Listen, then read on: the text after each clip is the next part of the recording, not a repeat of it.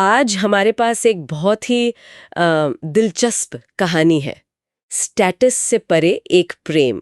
हाँ, शीर्षक से तो लगता है कि ये एक सीधी सादी प्रेम कहानी होगी। बिल्कुल, ये एक्चुअली स्टेटस के ऊर्ध्व एक प्रेम के कुछ हिस्सों पर आधारित है। देखते हैं इसमें क्या कुछ है। ये कहानी है मुंबई की। एक तरफ है आरफ, एक मध्यम वर्गीय लड़का, ग्राफिक डिजाइनर, और दूसरी तरफ है मीरा, एक अमीर बिजनेस फैमिली की बेटी, बिजनेस मैनेजमेंट पढ़ रही है। हाँ, और कहानी का जो मुख्य तनाव है वो आता है सामाजिक दर्जे के अंतर से। और मीरा के माता पिता मिस्टर और मिसेस कपूर वो इस रिश्ते के सख्त खिलाफ हैं। बिल्कुल, उनके लिए शायद पैसा और रुतबा ज्यादा मायने रखता है। तो चलिए फिर इस कहानी की परतों को खोलते हैं, देखते हैं कि ये प्यार सामाजिक दायरों को कैसे तोड़ता है। शुरुआत होती है इनकी मुलाकात से, मुंबई की किताबों की दुकान में। हाँ, ये बड़ा क्लासिक सा सीन लगता है। मीरा कोई पुरानी दुर्लभ सी कविता की किताब ढूंढ रही थी, और आरव ही था जिसे पता था कि वो किताब कहाँ मिलेगी। बस वहीं से मीरा की एक मुस्कान से कुछ कनेक्शन बन गया। और दिलचस्प बात यह है कि उनका रिश्ता ऐसी जगहों पर पनपता है जहां शायद मीरा पहले कभी गई भी ना हो। हाँ, जैसे छोटे कैफे, लाइब्रेरी, आर्ट गैलरी, ये आरव की दुनिया थी। और शायद आरफ की यही सादगी, उसका जीने का अंदाज मीरा को अच्छा लगा। और दूसरी तरफ आरव के लिए भी मीरा सिर्फ एक अमीर लड़की नहीं थी, उसमें एक जिज्ञासा थी, दुनिया को देखने का एक अलग नजरिया था। तो एक तरह से दोनों ने एक दूसरे की दुनिया को एक्सप्लोर किया।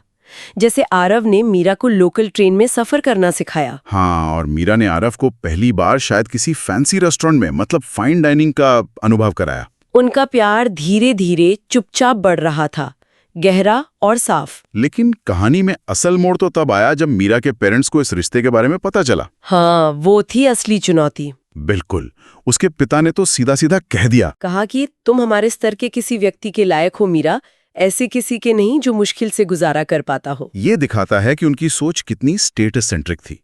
उन्होंने मीरा को अमीर लड़कों से मिलवाना शुरू कर दिया, उसका पॉकेट मनी बंद कर दिया, उसे विदेश भेजने तक की कोशिश की। लेकिन मीरा टस के मस नहीं हुई, उसका इरादा पक्का था। उसने अपने पिता से कहा भी, पापा मुझे किसी से प्यार करने के लिए दौलत नहीं चाहिए, मुझे एक ऐसा दिल चाहिए जो मेरे दिल को समझे, और आरव समझता है। ये बहुत बड़ी बात थी कहना। यहाँ तक कि आरव भी वो खुद थोड़ा हिचक रहा था। वो नहीं चाहता था कि मीरा उसकी वजह से मुश्किल जिंदगी जिए। हाँ, ये एक प्रैक्टिकल प्रॉब्लम थी, वो पीछे हटने का सोच रहा था। लेकिन फिर वो बारिश वाली रात मीरा उसके दरवाजे पर आ गई। और उसने कहा, मैं तुम्हारे साथ एक छोटे से घर में रहना पसंद करूंगी, बजाय प्यार के बिना एक हवेली में रहने के। ये काफी नाटकीय था, लेकिन इसने आरव का इरादा भी मजबूत कर दिया होगा। हाँ, ये इंटरेस्टिंग था।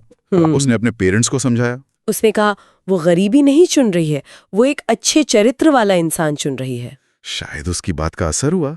आखिरकार मीरा के माता पिता आरव से ढंग से मिलने को तैयार हुए।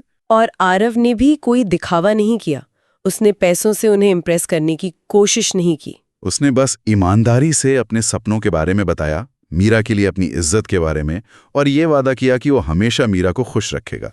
और तब मिस्टर कपूर को शायद उसकी आंखों में सच्चाई दिखी। उन्होंने माना। हाँ, उन्होंने कहा, शायद पैसा आराम खरीद सकता है, लेकिन वैसा प्यार नहीं जैसा तुम दोनों के बीच है। ये एक तरह का बदलाव था उनकी सोच में। और फिर 1 साल बाद एक सादे लेकिन खूबसूरत समारोह में मीरा और आरव की शादी हो गई। तो कहानी ये साबित करती है कि सच्चा प्यार दौलत या स्टेटस नहीं देखता। तो इस पूरी कहानी का मतलब क्या निकलता है? मतलब हम इससे क्या सीख सकते हैं? देखिए, ये कहानी इस बात पर जोर देती है कि जो असली कनेक्शन होता है, जो आपसी सम्मान और समझ होती है, वो सामाजिक या आर्थिक स्थिति से कहीं ऊपर है। हाँ, ये एक तरह से चरित्र बनाम दौलत का मामला है। बिल्कुल। और अगर हम इसे थोड़ा बड़े पैमाने पर देखें तो ये कहानी एक बहुत पुरानी थीम को छूती है।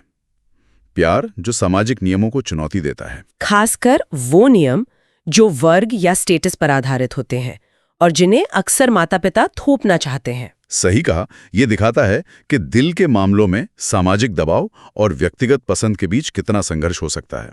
ये हमें सोचने पर मजबूर करता है कि हम रिश्तों में असल में किन चीजों को महत्व देते हैं। क्या वो बाहरी चीजें हैं जैसे पैसा, स्टेटस, या फिर अंदरूनी गुण जैसे ईमानदारी, समझ, प्यार? और अंत में एक सवाल शायद सोचने के लिए छोड़ सकते हैं हम। हाँ, जरूर। कि ठीक है, इस कहानी का अंत तो सुखद हुआ, लेकिन असल जिंदगी में कितनी बार ऐसा होता है कितनी बार सामाजिक दबाव रिश्तों पर हावी हो जाता है। और जब ऐसा होता है तो ये हमारे समाज के मूल्यों के बारे में क्या बताता है?